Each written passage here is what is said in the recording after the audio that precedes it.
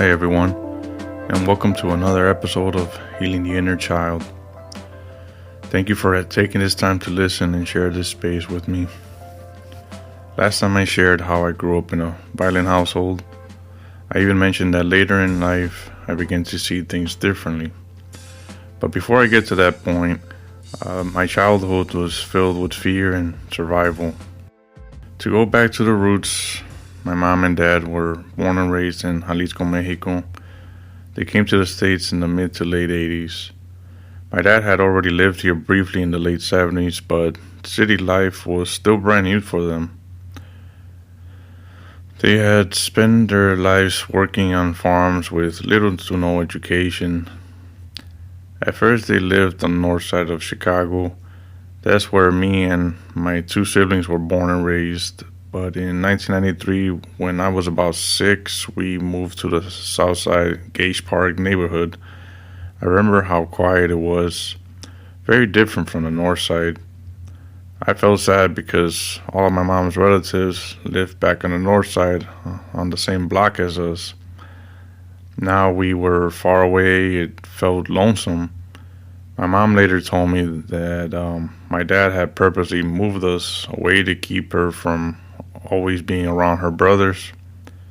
To me, they were good, hardworking people, but my dad, he was just doing what he did best, being an a-hole. My dad worked full time, my mom stayed at home and raised us. She did the best she could, and I'm forever grateful to her. Without her, honestly, I don't know where I'd be today, probably either dead or in jail. My dad worked over 40 hours a week at a downtown steakhouse. He started as a dishwasher and eventually became head chef. For a Mexican immigrant with very little English, that was impressive. He was making good money, but you wouldn't know it. He always complained about his job, the way he complained about everything. All that negativity only added to the violent environment he created at home. I remember being about 6 or 7 when me and my younger brother would hide under the bed, waiting for him to come home on Saturdays, just hoping we could spend some time with him. But all he wanted to do was drink, beer, liquor, it didn't matter. He'd drink the night away until he passed out. During the week, we hardly saw him. He worked when we were home, and when he was home, we were at school. Just a quick 10-minute car ride to and from school. At first, I wish we saw him more, but as he became more aggressive and violent, I realized something. The less we saw him, the better. Summers, though, that was different. There was no school to shield us. We saw him every day, and summers meant projects, fixing the house, or working on cars. He wasn't good at either of them. What he was good at was losing his patience. He'd make us help, but nothing we did was ever good enough. It always ended the same way, with him yelling, hating us, or threatening to make it worse if we dared to leave. I remember once knocking over his glass of alcohol by accident. He beat me so badly I could hardly stand.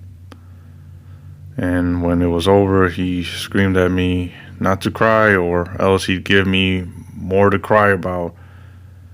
Even now, I don't know what to say of that. It's just sad, because this was a repeated thing. Anytime he would beat me or one of my siblings, it was always his go-to line. Don't cry, or I'm gonna beat you worse, or whatever. It was terrifying. The worst memory, though, was one I briefly mentioned last episode. It was a summer afternoon. I was playing outside in the front of the house, having a good time with my siblings. My dad had relatives over in the backyard. Suddenly, I heard him yelling. I couldn't make out what he was saying, but my body knew to run. I ran inside and hid under the couch. He dragged me out and beat me so badly that my vision turned gray. One of his relatives finally stepped in to stop him, but the damage was already done. Later, I learned that what had set him off, he thought I had broken a little outdoor thermostat, but it wasn't me, it was my brother. When I told him, he beat my brother too. So there we were, two kids in a shared bedroom, both crying, both hurting.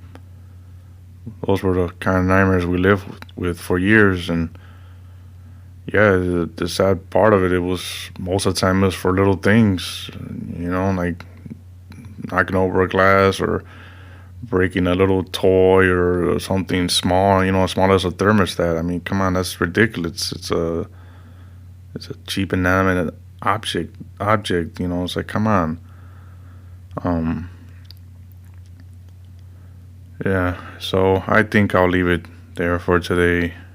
Even now, sharing this brings up so many emotions. Thank you for listening, and please remember, you are not alone. I am living proof of the damage that children suffer at the hands of their parents, with no safe place to run, no safe place to hide. Until next time, I wish you peace and tranquility.